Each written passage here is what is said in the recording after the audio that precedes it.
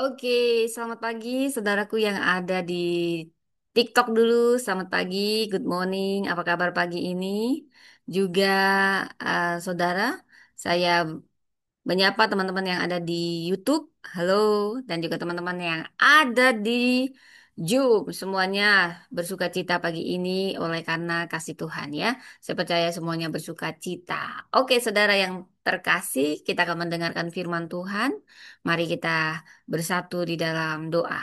Terima kasih Tuhan untuk pagi hari yang indah ini semua karena anugerah-Mu, kebaikan-Mu. Saat ini hamba-Mu menyerahkan setiap menit ke dalam tangan-Mu, bergantung penuh kepadamu. Sembunyikan hamba di balik kuasa salib-Mu, biar hanya namamu saja yang dimuliakan, namamu saja yang ditinggikan, diagungkan. Terima kasih untuk semua kasih setia dan kebaikan-Mu di dalam kehidupan kami. Terima kasih atas semua penyertaan penjagaan-Mu. Terima kasih Tuhan, Kau sangat baik, Kau amat baik, Kau luar biasa baik. Tolong hamba Roh Kudus dan setiap hati Kau jamah yang sakit disembuhkan saat ini, yang berbeban berat mendapat kelegaan. Kami percaya mujizat-Mu terjadi bahkan saat firman-Mu diberitakan. Di dalam nama Tuhan Yesus kami berdoa. Dan kami patahkan segala kuasa yang coba menghalangi pemberitaan firman Allah, dihancurkan, dipatahkan di dalam nama Tuhan Yesus. Biar nama Tuhan yang ditinggikan, diagungkan. Dalam nama Tuhan Yesus kami berdoa. Haleluya, haleluya. Amin. Baik saudara yang ada di TikTok, yang ada di YouTube, ya semuanya yang ada di mana saja ya saudara. Ini berbagai-bagai ya. Baik saudaraku yang terkasih, saat ini saya mau membawa kisah yang bernama Elizabeth dan saya akan memberi judul Elizabeth dihormati dalam penantian. Saudara, kita akan membaca kisahnya dari Lukas 1 ayat 1 sampai 2. Nah, jadi saya akan bacakan saudara, mari kita buka Lukas 1 ya ayat 1 sampai 2, ayat Lukas 1 dan Lukas 2. Kita akan membaca tapi mungkin ayat-ayat inti Anda bisa mendengarkan atau juga Anda sangat baik kalau Anda membaca firman dalam kesibukan di pagi hari ini. Baik saudara, saya akan membacakan dari Lukas 1, mungkin saya hanya baca inti-intinya saja saudara ya. Anda bisa baca ulang Lukas 1, Lukas 2 di rumah. Oke? Baik. Pada zaman Herodes, Raja Yudea adalah seorang imam. Jadi kita membaca dari Lukas 1, khususnya ayat 5 sampai 7. Ya, saya sapa yang di TikTok ya. Salam semuanya yang ada di Medan. Saya mohon maaf kalau lagi firman mungkin saya tidak fokus kepada cat-cat supaya saya bisa menyampaikan firman Tuhan pagi ini dan supaya sampai pesan yang Tuhan sampaikan. Baik. Saudara, saya baca Lukas 1 ayat 5 sampai 7. Pada zaman Herodes, Raja Yudea adalah seorang imam yang bernama Zakaria. Istrinya berasal dari keturunan Harun, namanya Elizabeth. Keduanya hidup benar di hadapan Allah, tetapi mereka tidak mempunyai anak sebab Elizabeth mandul dan keduanya telah lanjut umur. Bayangkan saudara, seorang imam yang biasanya mungkin mendoakan orang hamil, sementara istrinya sendiri tidak hamil, gitu ya saudara, dalam firman ini dikatakan. Di sini Elizabeth digambarkan sebagai pribadi yang benar di hadapan Allah. Saudara, hidupnya sudah sesuai dengan kehendak Tuhan.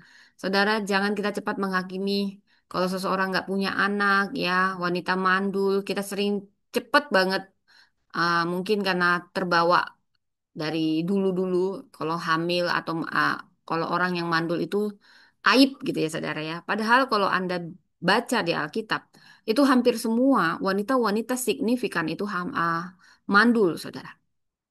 Sarah mandul, Rifka mandul, Rahel mandul, Hana mandul.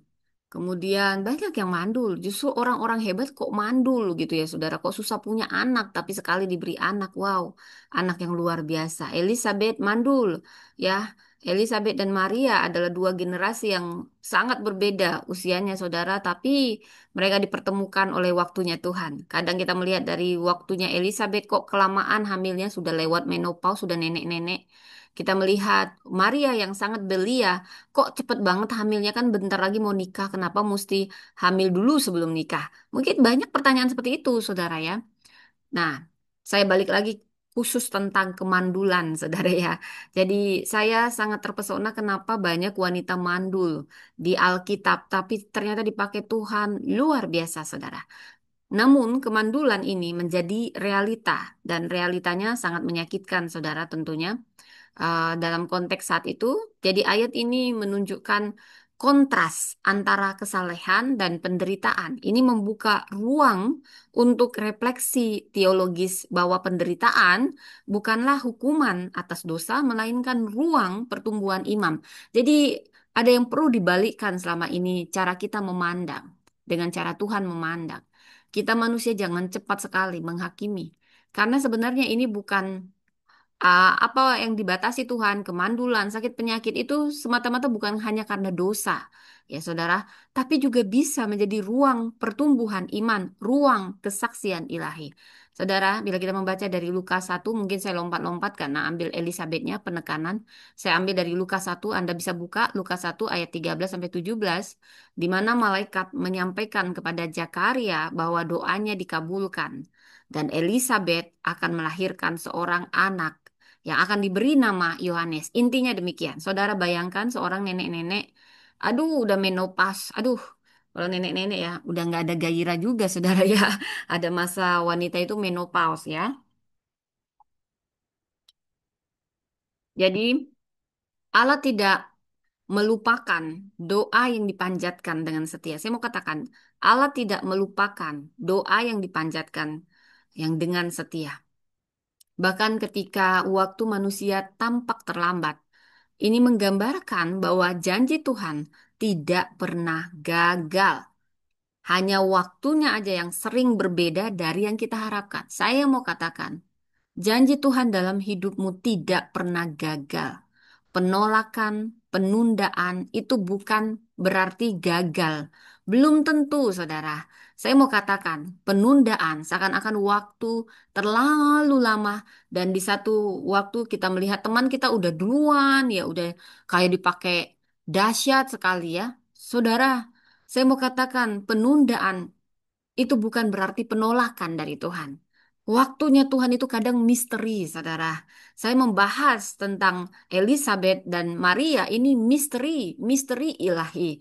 Sehingga kita nggak bisa nanti waktunya ya. Saya juga pernah begitu membuat timing saya. Bukan berarti kita tidak membuat perencanaan.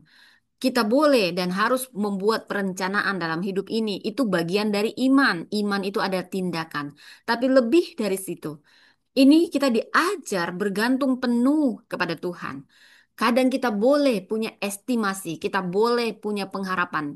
Karena itu yang membedakan ekspektasi dalam hidup itu penting. Kalau enggak nanti kita so-so, que sera-sera, nggak ada gitu ya. Tuhan senang dengan ekspektasi kita.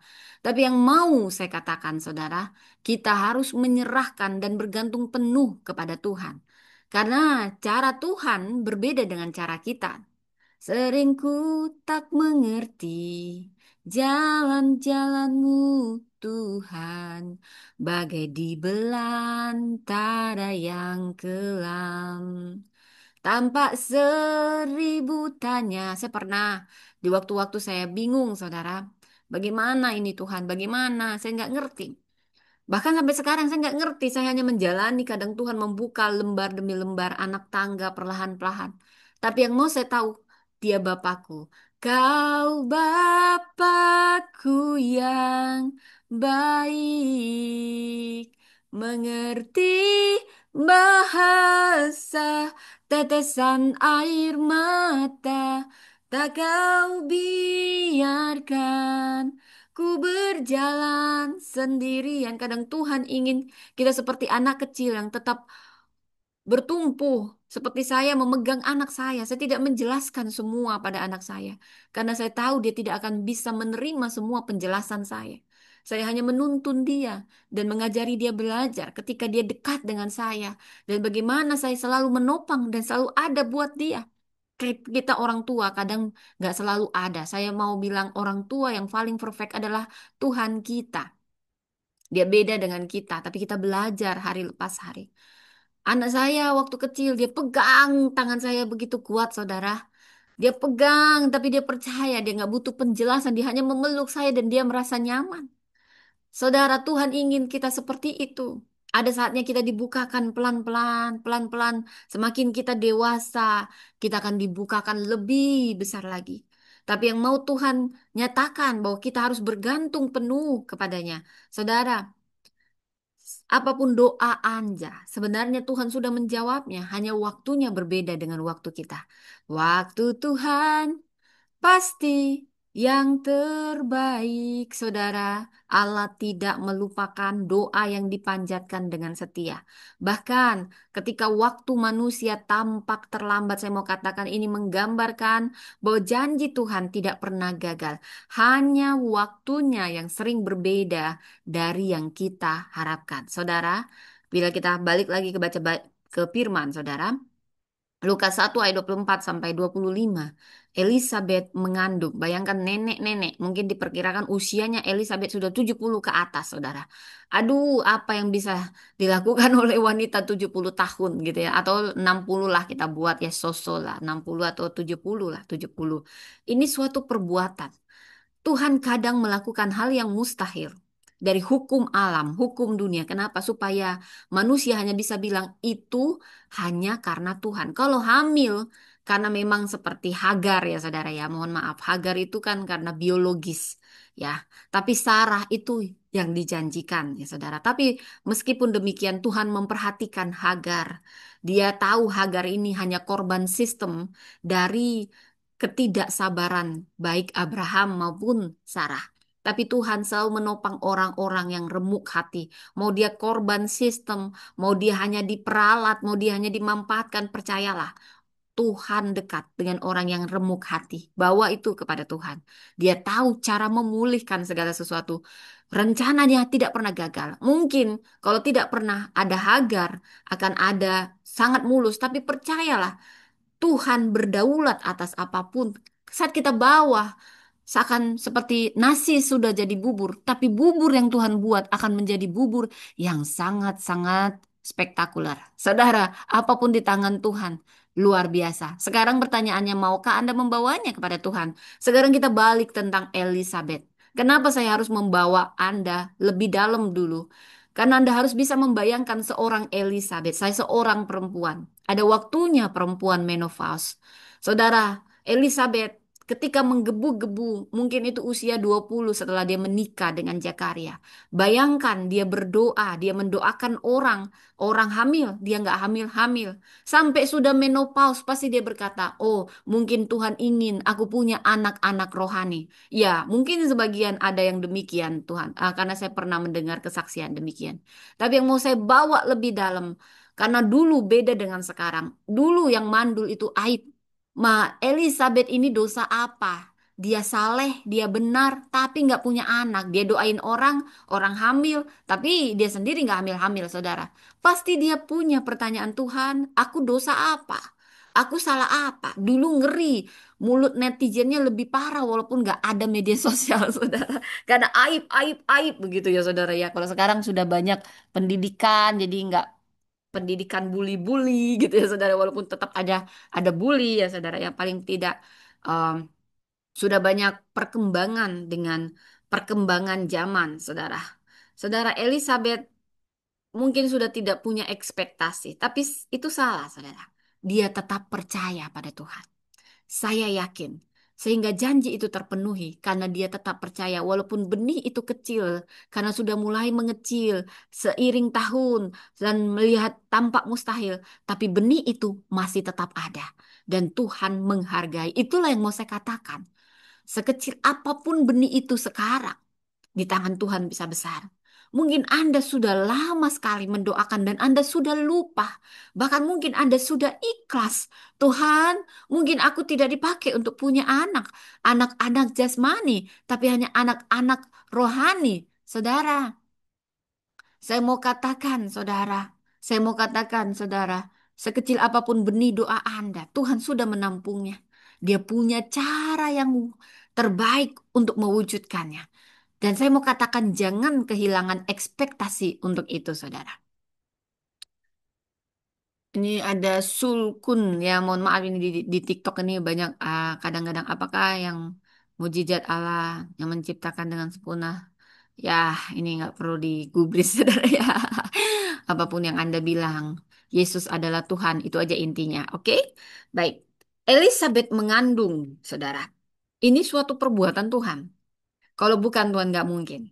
Bukan hukum alam, bukan biologis, saudara. Tapi perbuatan Tuhan. Ketika ia memandang aku untuk menghapuskan aibku di depan orang. Saudara, dia juga merasa sakit, saudara. Tuhan, aku ini istri Zakaria, imam. Aku doain orang, aku saleh. Tapi aku sendiri nggak punya anak. Tuhan, aku ini salah apa? Pasti itu ada. Saya juga pernah berkata demikian ketika saya seperti tidak terima untuk sesuatu yang tidak seperti yang saya harapkan, saudara. Tapi saya belajar bergantung penuh pada Tuhan. Tuhan ingat setiap kesabaran kita. Tuhan ingat setiap doa dan ekspektasi kita. Bahkan Tuhan ingat ketika kita ikhlas dengan air mata kita. Dia tahu cara memutarbalikkannya dan mempromosikan kita. Dia tahu cara menjawab doa kita dengan waktunya yang terbaik. Elizabeth sabar. Elizabeth sabar. Sejak kapan manusia jadi Tuhan? Mohon maaf. Ini ada ini. Oh ya, Anda perlu tahu Yesus bukan manusia yang jadi Tuhan, tapi Tuhan yang jadi manusia. Ya, saya mau katakan Yesus bukan manusia yang jadi Tuhan atau dituhan-tuhankan. Yesus adalah Tuhan, Alfa dan Omega, yang ada sebelum dunia ini ada. Dia yang menciptakan dunia ini bersama Allah, Bapa, Anak, dan Roh Kudus. Dialah anak. Saudara, Yesus harus jadi manusia untuk ditumbalkan di kayu salib, untuk membersihkan semua dosa kita, saudara. Untuk menghapus semua dosa kita. Dia harus dalam rupa manusia, tidak boleh dalam rupa Tuhan. Saat dia datang ke dunia ini dia adalah Tuhan 100%, tapi juga manusia 100%. Dia harus ambil dari sejak dia lahir, dia sudah dinubuatkan. Dia adalah Tuhan yang jadi manusia. Sehingga dia harus kembali kepada kediamannya di surga. Tapi dia harus datang dalam rupa manusia. Ya, jadi apapun mau Anda bilang, kenyataannya Yesus adalah Tuhan. Makanya banyak sekali yang benci orang Kristen karena kebenaran ada di kekristenan. Oke, baik saudara, Elizabeth mengakui karya Tuhan sebagai penghapus aib dan pemulih harga diri. Di sini kita melihat sisi perempuan yang selama bertahun-tahun memiliki beban sosial namun tetap menjaga iman. Ini tidak mudah. Saudara akan sangat mudah bila semuanya nyaman. Kita nyanyi haleluya, haleluya, semuanya nyaman. Tahukah Anda, iman kita teruji apakah betul-betul kokoh kedalamannya saat badai menerpa. Di saat badai menerpa hidupku. Nah itu kayaknya aku buat-buat gitu. Baik. Elizabeth di tengah penantian yang cukup panjang menopause sudah selesai. Tapi dia tetap memegang janji. Janjimu seperti fajar pagi hari yang tiada pernah terlambat bersinar Tuhan. Kalau misalnya hanya dinantikan 10 tahun, that's okay. 20 tahun mulai bimbang. 30 tahun sudahlah. Bukan jawaban Tuhan. Elizabeth mengalami fase ini dan Tuhan menghargai tiap kesetiaan. Saudara, saya mau katakan kesetiaan Anda sangat dihormati Tuhan. Ada upah untuk kesetiaan. Banyak orang yang baik, tapi belum tentu setia. Tapi orang yang setia, dia adalah orang yang baik pastinya.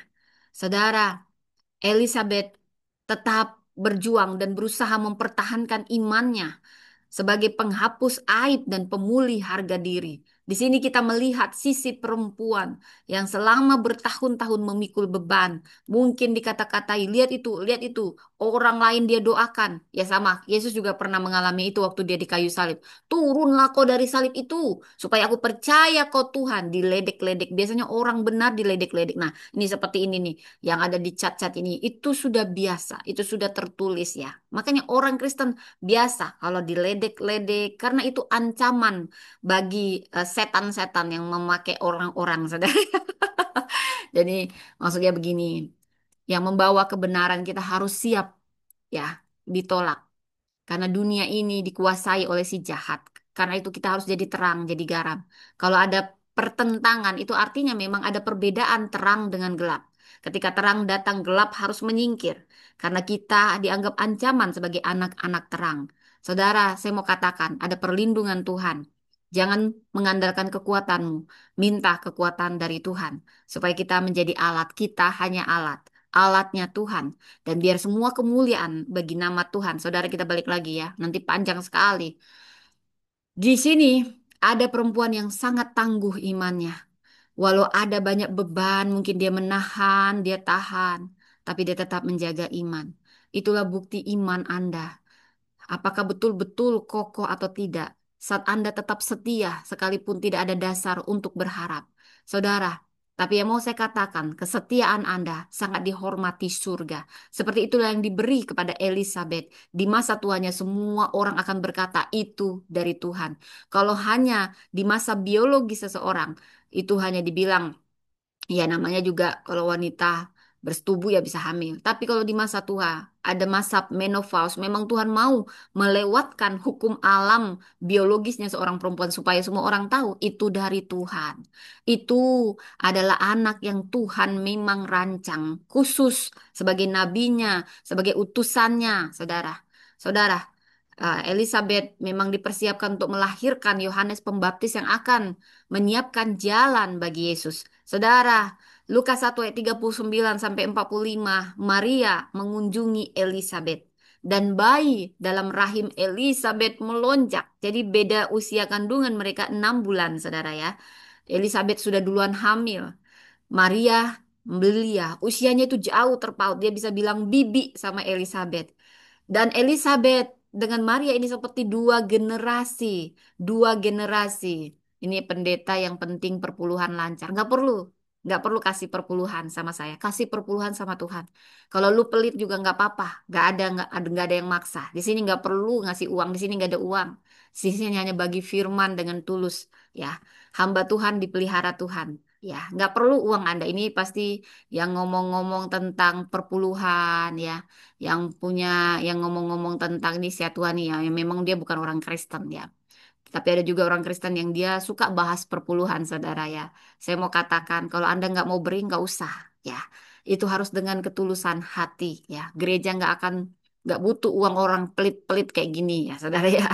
Paling juga ini nggak pernah ngasih. Yang suka ngungkit-ngungkit perpuluhan itu paling nggak pernah ngasih perpuluhan, saya cek ya. Iri, dengki, itu aja yang ada di hatanya. Sebenarnya dialah orang yang mamon. Pikirannya uang aja. Dari tadi kita bahas Elizabeth Maria. Dia bahas uang ya, karena dia mata duitan. Tuh catat tuh, si Siatu, Siatu itu mata duitan. Ya kita nggak ada bahas uang kan, saya nggak ada minta uang, nggak perlu juga. Tuhan sudah cukupkan. Nggak perlu Anda beri sama pendeta, bukan Anda yang ngasih makan pendeta Tuhan. Dan Anda juga bukan Anda kalau bukan karena Tuhan. Jadi jangan sombong ya. Nggak perlu uangmu.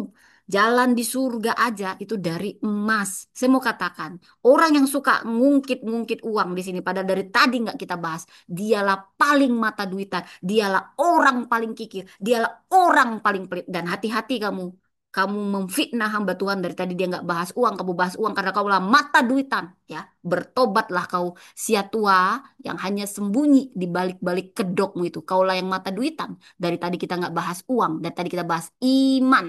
Nggak perlu kau kasih perpuluhan atau persembahan. Uangmu itu nggak laku di surga. Itu sedang bicara hati. Dan orang yang suka ungkit-ungkit uang gini pada nggak pernah ngasih uang. Inilah orang yang paling pelit, orang yang mata duitan. Ya, kasihan banget loh. Bertobat lalu ya supaya Anda dapat bagian Anda ya. Saya mau katakan di sini, kalau Anda keberatan dengan perpuluhan ya, Jangan bawa-bawa ke sini. Saya nggak pernah bahas perpuluhan, nggak pernah bahas uang. Saya nggak perlu uang Anda. Dari Tuhan saya makan ya. Saya kalau mau khotbah, nggak perlu di sini, sini nggak ada bayarannya. Saya di sini memberitakan firman, tapi sering diserang. Yang menyerang ini, inilah orang mata duitan. Catat ya. Paling pelit itu, paling kikir. Taunya cuma nyanyi, nyanyi, nyanyi, nyanyi. Iri, dengki, iri, dengki. Itu yang suka nih. Yang dia nih nyamar nih.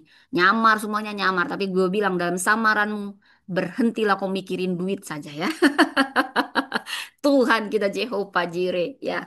Dan Anda yang merasa Anda keberatan dengan perpuluhan, saya nggak bahas, saya nggak penting dengan perpuluhan Anda, persembahan Anda. Saya hanya ingin Anda bertumbuh dalam Tuhan, kuat dalam Tuhan ya. Ya kalau mau soal ini nggak gereja yang lagi bahas, tapi dia bahas-bahasan karena dia mata duitan, saudara. Oke, kita balik ke firman ya. Kasihan banget yang kayak gini. Sering banget saya diserang. Mungkin ada banyak pendeta yang buntut-buntutnya uang, tapi saya mau katakan ada banyak pendeta yang murni nggak dibayar, saudara. Bahkan dia harus berkontribusi dengan air mata. Ada banyak pendeta yang siap mati tanpa harus dia dibayar atau apapun. Dan Tuhan menghormati orang-orang yang begini. Jangan Anda fitnah orang-orang yang tulus. Kalau Anda pernah kepahitan dengan orang-orang yang akal bulus. Tapi saya mau katakan, apapun yang Anda tabur, ya, taburlah dengan sukacita, ya.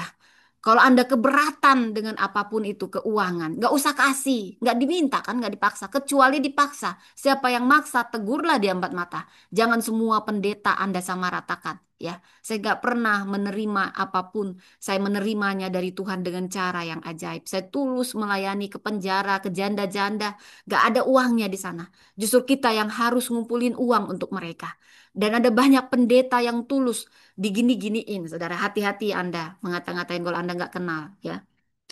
Kalau Anda tahu tentang perpuluhan juga hati-hati. Ini bukan tempatnya. Ini nggak sedang bahas perpuluhan atau persembahan. Ini bahas iman Elizabeth. Baik, kita balik ke Lukas 1 ayat 39 sampai 45. Maria mengunjungi Elizabeth. Maria ini adalah seperti ponakan jauh umurnya. Jadi kalau Elizabeth mungkin sekitar 60-70, Maria belum nyampe 20, saudara. Ini lintas generasi, tapi dia sudah diberi pesan sama malaikat Gabriel, kamu akan hamil. Sebentar lagi saya menikah, Tuhan. Kenapa nggak nunggu nikah supaya tahu itu anak dari Roh Kudus? Nanti kalau sudah menikah kan lain cerita. Apalagi kamu harus tetap dalam keadaan perawan suci. Bunda Maria mengandung Yesus dalam rupa perawan suci. Ya, saudara nggak pernah disentuh, saudara. Itu memang yang harus melahirkan Kristus, juru selamat itu yang benar-benar perawan suci, saudara. Makanya dia sebelum menikah dengan Yusuf, dia harus sudah hamil lebih dulu dari Roh Kudus. Itu semua punya makna teologis, saudara. Maria mengunjungi Elizabeth dan bayi dalam rahim Elizabeth yaitu Yohanes melonjak. Wow, dua perempuan ini menggambarkan dua generasi, satu seperti generasi terlalu muda dan satu seperti generasi terlalu tua, Tuhan. Tapi saya mau katakan, dunia bisa bilang terlalu muda, dunia bisa bilang terlalu tua, tapi kalau Tuhan memilih, dia memperlengkapi. Kalau Tuhan memanggil, dia yang menyediakan semuanya. Dia di atas segala hukum apapun karena dia Tuhan. Dia berdaulat atas apapun. Kalau dia mau, saya mau generasi. Dia sedang mau mengatakan, saya mencintai semua generasi. Saya cinta generasi yang sudah merasa Tuhan sudah sampai sini. Tidak, tidak, tidak. Saya ingin kamu tetap produktif walaupun kau sudah dibilang oleh dunia ini pensiun. Ada yang bilang, Tuhan aku masih terlalu muda. Tidak, tidak, tidak. Kalau aku yang memanggil kamu, bahkan walaupun usiamu muda, tapi rohku ada di dalammu, kau akan lebih bijaksana daripada orang yang sudah berumur sekali. Wow, saudara. Tuhan mau katakan, aku cinta semua lintas generasi. Di dalamku tidak ada batasan. Aku yang berdaulat atas apapun, saudara. Elizabeth dipenuhi Roh Kudus. Ini yang membuat identitas Mesias yang dikandung Maria. Saudara, Elizabeth menjadi saksi dan suara kenabian dalam perjanjian baru yang menyambut Mesias. Ya, dipakai Allah. Selamat pagi, ini anak saya, saudara ya. Sembahyang, udah berdoa? Udah. Baca firman ya. Mohon maaf, saudara, saya nyambi-nyambi. Ada anak saya tidur di sebelah. Ada yang sudah bangun. Ayo nak, duduk, minum dulu sayang. Lalu baca firman. Baik, saudara sambil nyambi-nyambi. Karena pelayanan pertama seorang ibu adalah anak dan keluarganya, saudara. Bukan berarti kalau jadi ibu nggak bisa melayani. Bisa. di menginjil bisa ya lewat media sosial apapun. Saudara, Peter, minum, baca firman, buka buka bawah, oke? Ya. Jadi Elizabeth menjadi saksi dan suara kenabian pertama dalam perjanjian baru yang menyambut Mesias. Dia dipakai Allah untuk meneguhkan panggilan Maria. Roh Kudus memenuhi Elizabeth. Ini menandakan bahwa perempuan yang dianggap hina justru menjadi wadah pewahyuan ilahi. Saudara, Lukas 1 ayat 57 sampai 66 jelas berkata, kelahiran Yohanes Pembaptis. Elizabeth dengan tegas menyebut nama anaknya Yohanes. Ini bertentangan dengan kebiasaan. Ini tidak mengikuti nama ayahnya. Wow. Jadi apa di sini maknanya? Bahwa tindakan Elizabeth ini menunjukkan ketaatannya pada wahyu Tuhan melalui malaikatnya, bukan pada tekanan tradisi sosial. Ia menjadi teladan keberanian spiritual dan ketaatan pada kehendak Tuhan. Saudara, di sini kita akan membahas tentang Elizabeth, inti nama tokoh Elizabeth ini. Saudara, siapakah dia? Saya menyebutnya orang yang sangat setia, kesetiaan dalam penantian. Elizabeth sangat setia. Saya berdoa kita di sini setia, setia sampai mati, setialah menanti apa yang Tuhan janjikan, pasti tergenapi. Asal kita tidak kepahitan atau menyangkal di tengah jalan. Mari kita teladani Elizabeth, kesetiaan dalam penantian. Elizabeth menunjukkan bahwa kesalehan dan penderitaan bisa berjalan beriringan. Ia tetap setia meski doanya belum dijawab selama bertahun-tahun. Penghiburan ilahi melalui kehadiran Tuhan. Tuhan mengingat dan mengangkat aib Elizabeth tepat pada waktunya. Tidak hanya memberinya anak, tetapi anak yang besar di mata Tuhan. Saudara, jadi penghiburan ilahi melalui kehadiran Tuhan. Tuhan mengingat saudara dan mengangkat aib Elizabeth tepat pada waktunya. Dia tidak hanya memberi anaknya, tetapi anak yang besar di mata Tuhan. Saudara, ini juga tentang bicara suara kenabian perempuan. Elizabeth dipenuhi Roh Kudus dan menjadi nabi perempuan yang pertama menyambut dan meneguhkan identitas sebagai Mesias. Saudara, ada makna teologis yang dalam dari kisah Elizabeth ini. Allah menghormati orang benar dalam penantian. Saya ulang, Allah sangat menghormati setiap kita anak-anaknya. Setiap orang benar dalam penantian iman mereka. Disinilah iman kita diuji saat kita menunggu. Bagaimana kita berespon. Sama seperti seseorang yang menunggu. Awalnya mungkin dia berpikir 30 menit menjadi sampai 30 hari. Bagaimana dia menanti janji itu. Saudara, itu yang dialami Elizabeth. Dia menanti Tuhan, kapan kau beri aku anak? Sudah pupus kalau dari kacamata dunia. Karena dia sudah menopause hampir 70 mungkin saudara. Siapa yang menduga dia akan hamil? Tapi saya mau katakan apapun penantian Anda, Allah sangat menghormati orang benar dalam penantiannya. Elizabeth ini simbol bahwa Allah tidak melupakan umatnya. Kesetiaan dalam penantian dihormati oleh Tuhan. Bahkan ketika manusia menganggap semuanya sudah terlambat. Saudara yang kedua, dari sini yang mau saya tekankan dari penantian Elizabeth ini, karya Allah tidak terikat oleh usia dan situasi. Mau kata dunia pensiun pensiun, mau kata dua dunia terlalu muda, nolkan, nolkan. Banyak orang-orang jahat di pelayanan lebih jahat saudara kadang. Hierarki kadang membuat orang nggak punya hati nurani lagi, saudara ya. Jadi karya Allah tidak terikat oleh usia dan situasi. Panggilan Tuhan melebihi apapun, saudara. Allah menunjukkan kuasanya di luar batas biologis dan norma sosial. Elizabeth melahirkan di usia lanjut, mengingatkan kita pada Sarah, pada Hana, Allah yang sama terus bekerja. Dia menghormati setiap perempuan-perempuan, setiap orang yang percaya dalam penantiannya. Seperti Sarah, seperti Hana. Dan lihat apa yang Tuhan beri. Seperti Elizabeth. Saya berdoa mungkin di sini ada banyak beberapa perempuan. Dalam penantiannya hampir putus asa. Saya mau katakan, Kisah Elizabeth ini adalah simbol bahwa Allah selalu menghormati mereka yang setia dalam penantian. Setia, setia, dan bergantung pada Tuhan. Saudara, yang ketiga, Peter, kerjain. Kerjain. Yang ketiga, perempuan sebagai alat wahyu dan kenabian. Perempuan sebagai alat wahyu dan kenabian. Saudara, dalam konteks patriarki Yahudi, Elizabeth dipakai Tuhan menjadi saluran wahyu. Dalam konteks patriarki Yahudi, Elizabeth dipakai Tuhan menjadi saluran wahyu. Saudara, ini bukan hanya sebagai ibu, tetapi juga sebagai nabi dan peneguh iman orang lain, yaitu Maria. Maria datang kepadanya, melonjaklah hamilnya, dan dia menguatkan Maria. Apapun yang kita alami, biar itu menguatkan sesama kita yang juga mungkin dalam pergumulan kerohanian mereka. Kita bisa menjadi jawaban atau peneguh untuk kita setia, sama-sama setia dalam penantian kita. Saudara, dari sini juga kita belajar arti anugerah yang menghapus aib. Anugerah yang menghapus aib. Pengalaman Elizabeth memperlihatkan